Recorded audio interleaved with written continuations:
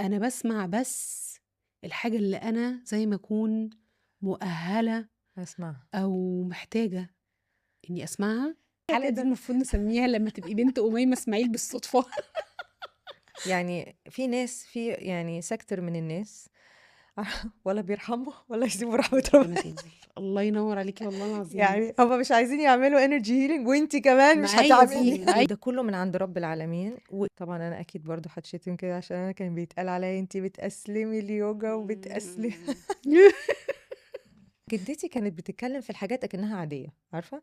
فتقول لي ايوه عشان الميه تبقى كلها تاخد طاقه القران. جدتي ولا بقى بتعرف شاكراز ولا يوجا ولا ريكي ولا nothing.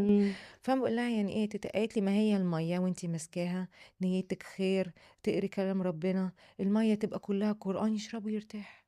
الناس اللي عندها اكتئاب، الناس اللي عندها ما اعرفش ايه كده، تعدي السنين والسنين ويطلع راجل شو اسمي الراجل، يطلع راجل